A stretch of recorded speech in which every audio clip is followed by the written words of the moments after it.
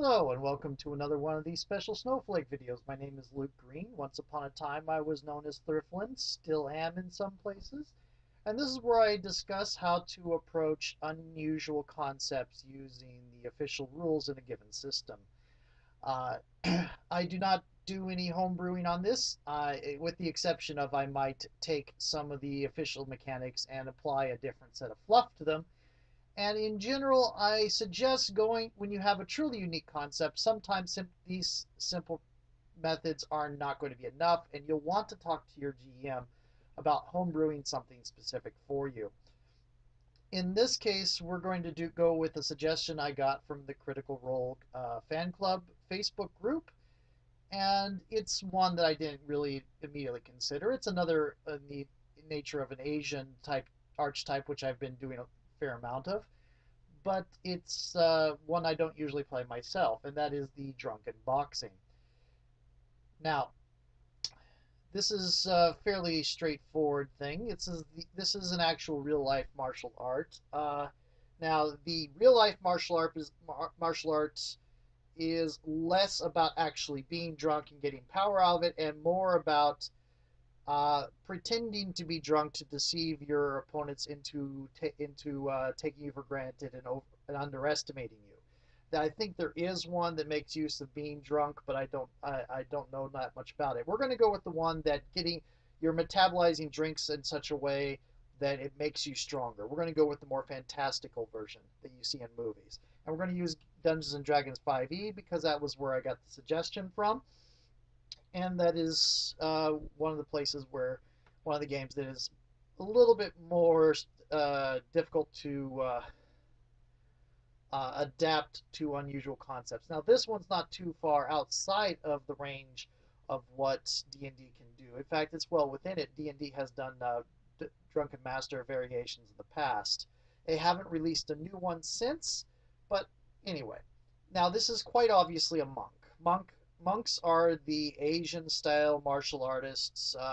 If you want something like the heroes from Celtic myth, the Chinese wuxia, ninjas, anything the our layman's consideration of martial arts. Real martial arts is the fighter, but the layman's idea of what martial arts is, that's usually going to be the monk, especially if there's anything mystical attached to it or something that's kind of unusual, which this one covers. We're going to go with the way of the open palm because the drunken boxing generally approximates a real world martial arts. The fantastical version of drunken boxing is based off a real world martial art. Um, and when you're getting into real world martial arts, the path that is best to follow is usually going to be way of the open palm. They haven't gotten another path yet that approximates real world martial arts that isn't too overtly fantastical, like the way the shadow does a little bit with ninja stuff, but even it has a lot of magic into it.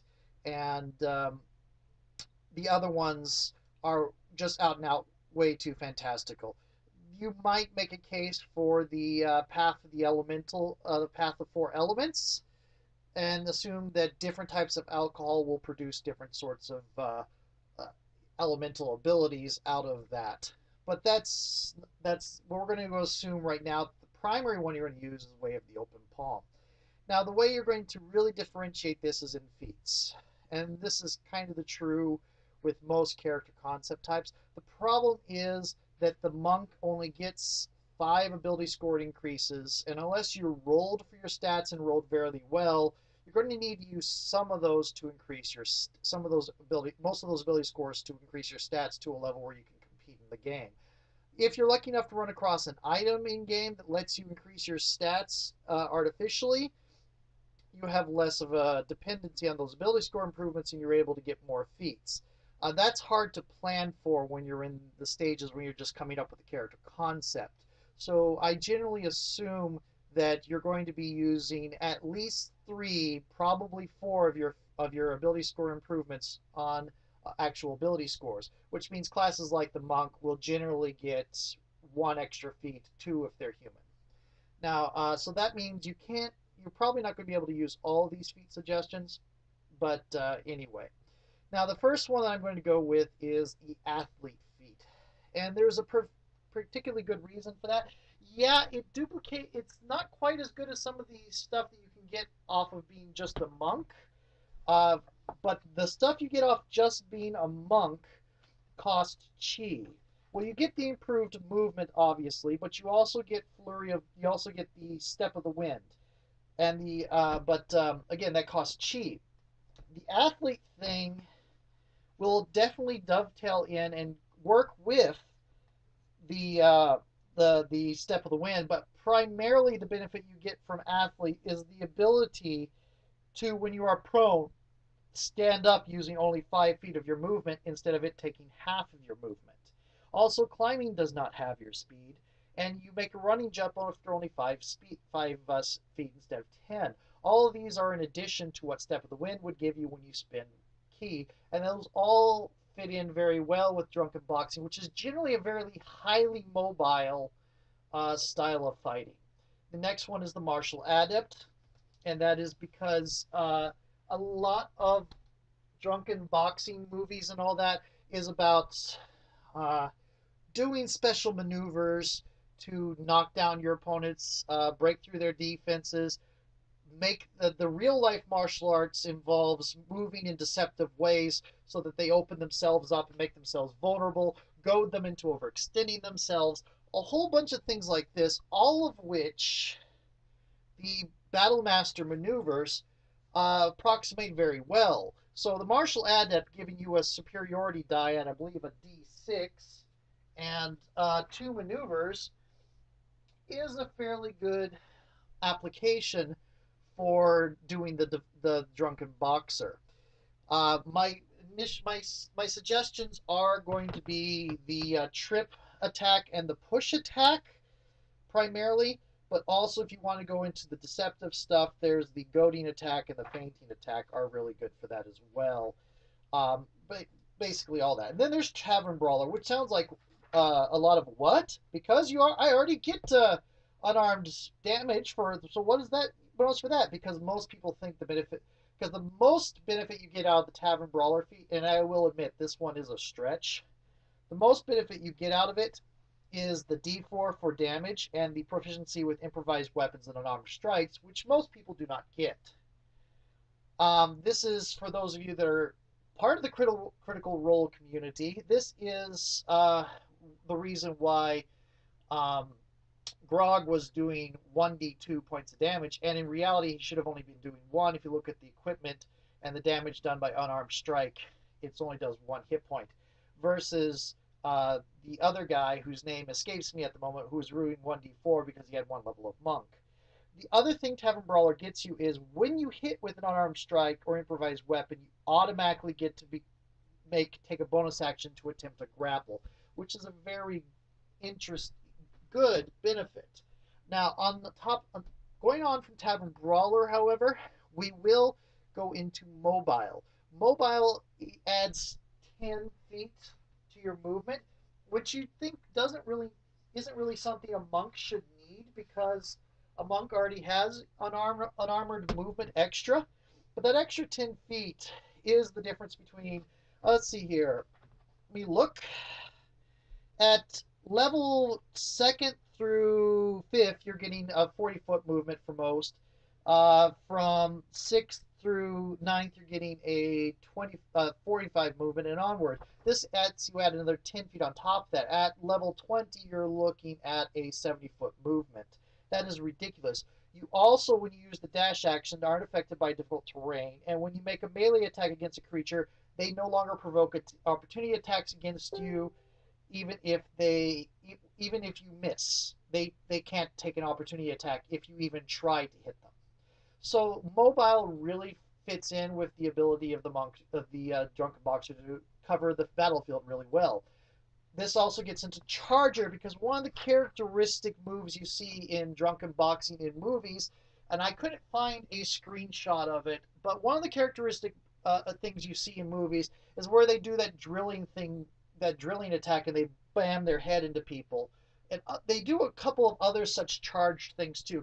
Usually you don't think of Drunken Boxing moving in a straight line, but that is one of the things that you do that is done in the real life martial art. From what I understand, my martial art of training was Taekwondo, and its age is behind me. I'm nothing now, but you're trying to disguise the fact you're taking straight line actions. You disguise your straight line actions with circular distraction. You describe your circular actions with straight line actions. So you're trying to confuse people as to what you're doing. And charger is something that is a legitimate real world action. The adding into that the real life drunken boxing does. Magic Initiate is where we start to get back into the fantastical thing. And one of the things you see a lot with drunken boxing is the fire breath. This is something that could easily be done with a potion or something like that, but you can also be affected by taking Magical Initiate with Firebolt or as a cantrip or Burning Hands as a spell, in which case you would get to use it once per day. This is very limited, and it is not directly connected to your spell, and you might require a little bit of homebrewing by talking to your GM by having the material components for these spells for the whatever fire spell you take or other spells, because you could do some spells like expeditious retreat or jump or whatever. That you can assume that the material component is the alcohol you drink rather than something else. Now we get into another thing, and that is multi-class options. Now, one thing you could do is with the artificer doing an alchemist drinking things. That's a new one that comes out. But I'm going to focus on more martial things rather than magical ones, because the core drunken boxer thing is rather on martial technique. And again, you can put in some warlock, you can put in some sorcerer, you can put in some other things and assume that the material components are the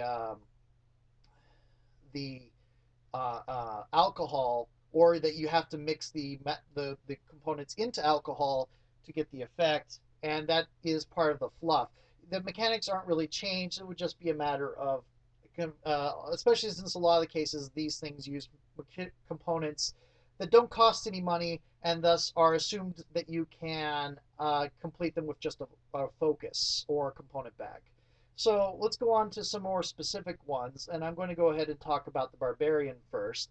The Barbarian Rage is a very interesting way that you could do the Drunken Boxer thing, because the Barbarian Rage does give you resistance to a lot of physical damage. So the bludgeoning, slashing, and piercing would all do half damage.